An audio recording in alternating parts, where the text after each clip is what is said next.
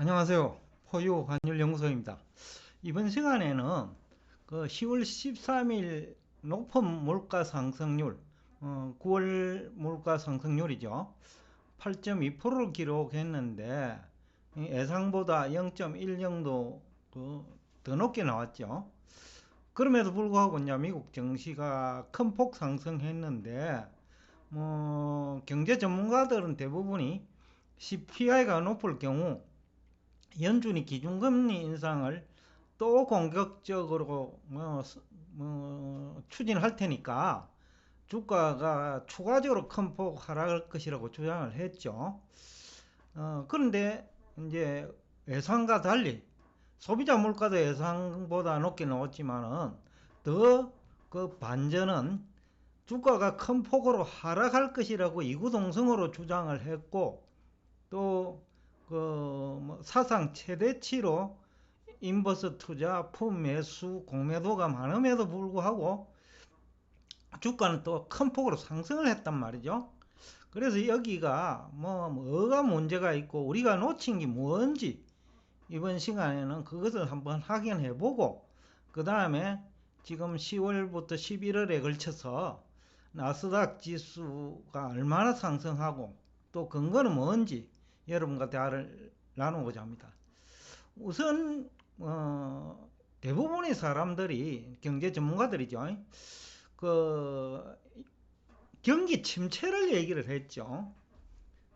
그런데 이제 경기 침체가 될지 안 될지는 모르겠습니다만은, 일단 3분기 성장률이 플러스가 나온다면 경기 침체 논쟁은 어떻게 보면 번지수를 잘못 짚은 거겠죠. 그렇다면 또 1분기와 2분기 성장률 마이너스가 과연 경제 전문가들이 얘기하는 연준의 연착륙 정책이 아닌 경착륙 정책, 즉 기준금리 공격적인 인상과 그 다음에 연준 보유자산 매각이겠냐. 그런데 1분기, 2분기만 하더라도 금리도 얼마 올리지 않았고 또 보유자산 매각도 올 이후에 일어났기 때문에 2분기가 6월까지니까 연준이 긴축 정책을 한 것이 그렇게 없어요. 2분기까지. 그러면 1, 2분기에 왜 마이너스 성장을 했느냐. 그런데 3분기에는 적극적으로 기준금리 인상도 했고, 그 다음에 대부분의 경제 전문가들은 긴축 정책을 펴고 있다고 강조를 많이 했죠. 그런데 만약에 플러스 성장률로 반전된다면, 그러니까 금리 수준은 높고 연준이 긴축 정책을 본격적으로 했음에도 불구하고 3분기 성장률이 플러스로 반전된다면 이건 번지수를 잘못 찾은 거다. 즉 전망에 실패를 한 거다라고 밖에 볼 수 없겠죠. 경제 전문가들이 의도적으로 3분기 성장률을 마이너스로 얘기하고 싶진 않았을 거겠죠. 왜냐하면 투기꾼이면 얼마든지 경제 전문가들이 없는 것도 만들어내겠지만은, 최소한 경제학자나 경제 전문가라고 하면 없는 사실을 억지로 만들어내지는 않을 거예요. 만약에 전망에 실패를 했다면 실력의 문제라고 봐야 되겠죠. 의도적으로 없는 경기 침체를 만들어내지는 않았을 거란 말이죠. 그런데 3분기가 플러스 성장률로 확실시 나온다면 전문가들이 전망에 실패했다라는 얘기도 되면서, 심지어 경기 침체 얘기를 하지 말아야 되는데 실력 부족으로 경기 침체 얘기를 한 것이 아니냐라고 우리가 결론을 내릴 수 있겠죠. 그 다음에 포유환율연구소가 여러 차례 얘기를 했는데, 그동안의 고용 수준은 나쁘지 않았거든요. 9월 고용 수준만 하더라도 실업률을 보면 오히려 2분기보다 더 개선됐어요. 2분기에는 3.7% 정도 됐는데 지난 8월경에, 그런데 9월 수치는 3.5%까지 실업률이 낮아졌단 말이죠. 그러니까 이게 고용을 보면 기업은 나쁘지 않다라는 간접적인 증거지요. 그런데 경기 침체임에도 불구하고 고용이 좋은 것은 그게 설명이 안 되잖아요. 어떻게 경기가 침체되는데 고용이 증가할까요? 실업률이 왜 낮아질까요? 그거는 연준 얘기나 아니면 미국 재무부 장관 얘기대로 이해가 안 되죠. 그러니까 경기 침체를 설명하기에 부족하다는 거죠. 고용이 증가한다는 그 자체가. 그리고 2분기 성장률은 확정치는 마이너스 0.18%밖에 안 되고 GDI는 플러스 1.4 내지 1.5를 기록했단 말이죠. 그러니까 그 미국 재무부 장관이 분석한 게 얕던 오히려 그 설득력이 있다. 경제 전문가들 주장보다는.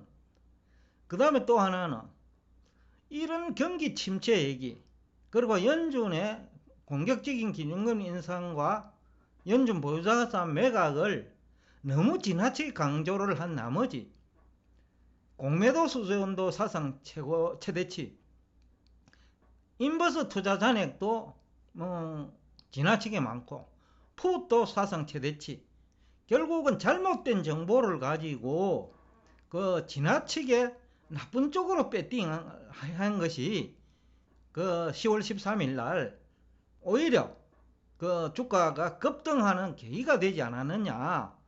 결국 그러면 왜 급등했느냐도 또 우리가 한번 따져봐야 되거든요. 왜 공매도와 인버스 투자자들은 왜 공매도를 유지하지 아니하고, 즉 인버스 투자를 그대로 유지하지 아니하고 그 일부를 그 청산했다는 얘기죠. 아니면 청산을 하지 않았다면 공매도와 인버스가 투자가 늘었음에도 불구하고 헤지펀드 등이 그 3분기 성장률과 영업실적에 배팅한 거 아니냐. 그러니까 최근 한 2주 동안 그 매도도 많았지만 매수도 많았단 말이죠.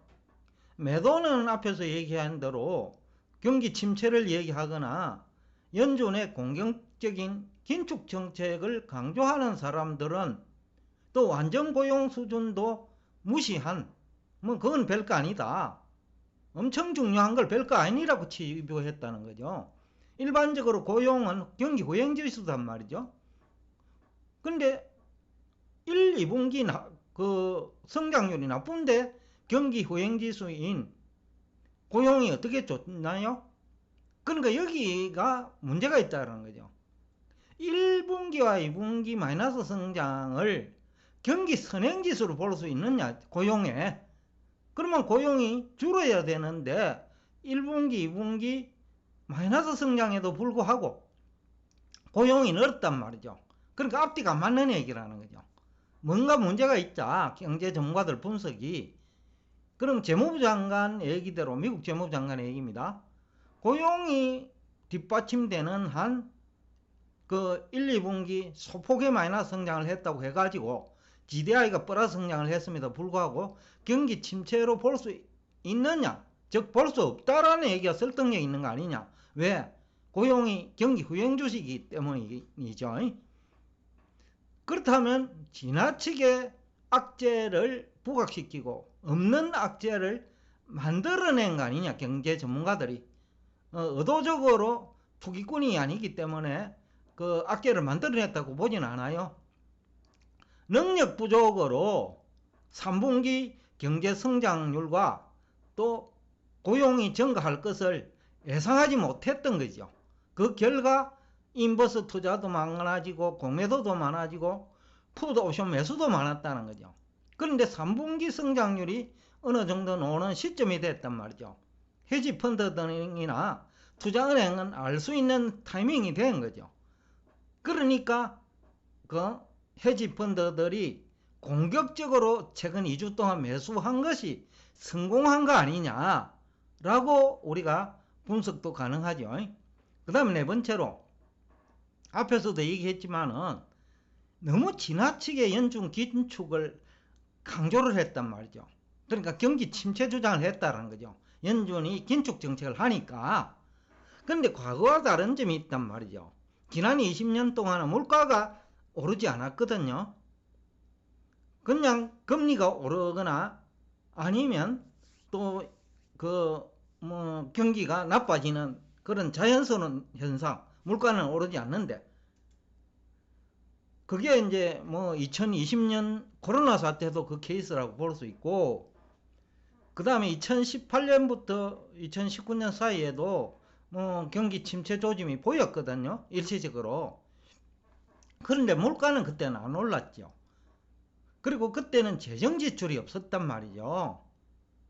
2019년과 그 다음에 2020년 초. 그러나 지금은 재정 지출을 적극적으로 하고 있고 총 통화도 증가한 상태고, 그 다음에 본원 통화도 2020년 3월 5월보다는 아직도 많은 수준이라는 거죠. 돈은 많이 풀려가 있다는 거죠. 거기다가 세계 유동성이 미국으로 유입된 돈도 있다는 거죠. 그러니까 미국은 좀 이런 총통화면이나 물가도 소득 수준이 높은 사람들은 물가 조금 올라도 괜찮거든요. 그러니까 미국이 선진국 중에서도 소득 수준이 제일 높단 말이죠. 그러니까 물가를 견딜 만한 그 소득 수준이라는 거죠. 다른 나라는 물가가 6%만 올라도 어렵는데 미국은 8% 정도 돼도 견딜 만한 거 아니냐. 그래서 고용이 증가한다. 물론 가게는 어려울 수 있겠죠. 그런데 기업이 잘 되고 있기 때문에 고용이 증가한 거 아니냐. 그렇다고 보면 이걸 경기 침체로 볼 수 있느냐라는 거. 기업이 잘 되는데 일반적으로 경기 침체 때는 고용이 줄지요. 특히 경기 후행지수이기 때문에 고용이. 근데 1분기, 2분기가 마이너스라면 3분기에 고용이 증가하는 게 비정상이에요. 그러면 1분기, 2분기가 침체가 아니거나 아니면 과거와 다른 그 경제 현상을 이해하지 못했다. 무슨 얘기냐 하면 8년 이전에는 미국도 다국적 기업이 그렇게 많지 않았어요. 그런데 2008년 이후에 다국적 기업이 많이 증가했거든요. 그러니까 기업 매출액은 GDP보다 많을 수 있다는 거죠. 그러면 우리가 기업에 투자하는데 매출액이 증가하고 영업 실적만 나쁘지 않다면 주가는 지나치게 빠졌다는 거죠. 그러니까 이게 지나치게 주가가 빠졌기 때문에 3분기 성장률 발표를 앞두고 또 3분기 영업 실적 발표를 앞두고 이것을 아는 헤지펀드 등이 공격적으로 물가 상승에 따른 매도하는 물량을 대량으로 매수해가 간 거 아니냐. 그 결과 주가가 큰 폭 오른 건 아니냐라는 분석도 가능하죠. 또 다섯 번째로 우리 투자자들은 소비자 물가에 투자하지 않아요. 주식 투자자들은. 채권 투자자는 금리에 투자하지만은 주식 투자자들은 금리에 투자하는 것이 아니고 주식에 투자해요. 그러니까 물가가 높고 금리 수준이 높다 하더라도 상장기업 매출액이 증가하고 일반적으로 성장률이 반영이 되죠.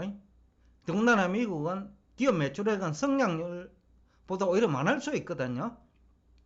왜냐하면 GDP에 포함되지 않은 기업 매출액이 적지 않거든요.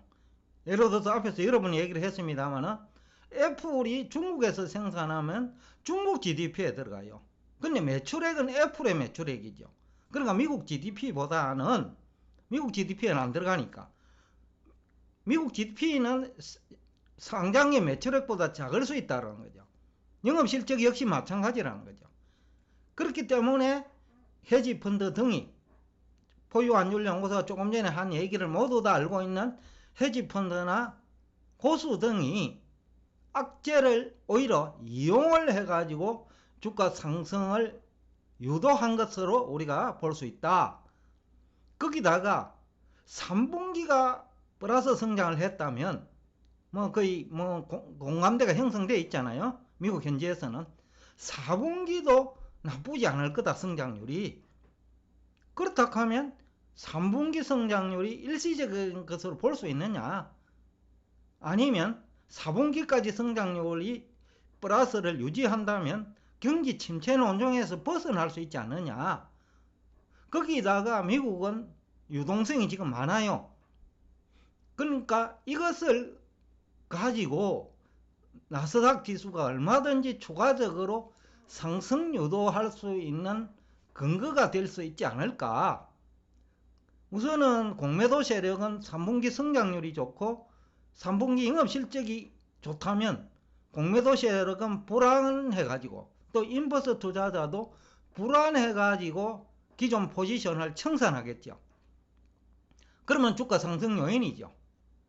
거기에다가 실제로 연준 기준금리 인상에도 불구하고 실제로 3분기 성장률이 서프라이즈로 나타나고 4분기도 플러스 성장을 할 수 있다는 논리가 나오고, 그 다음에 영업실적까지 인프레 혜택을 입은 기업들을 중심으로 개선된다면 주가는 추가적으로 상승할 수 있다.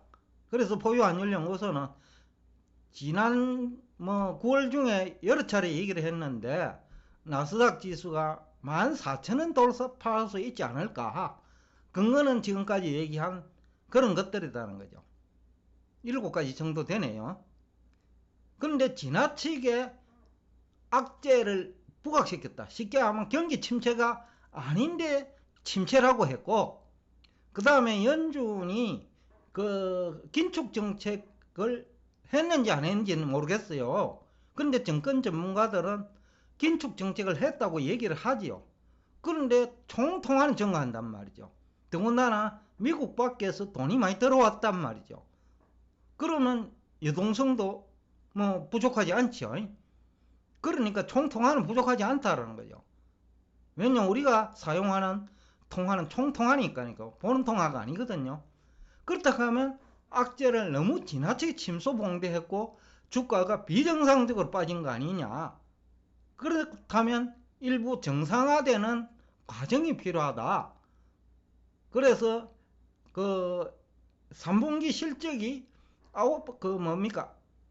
스프라이드가 안 나오고 그저 한 1.5%만 나오더라도 한 1000 정도는 올라야 되고, 스프라이즈로 나온다면 성장률이 그때는 또 추가적으로 한 1000 정도 나올 수 있겠죠. 더군다나 4분기도 마이너스 성장이 아니라면.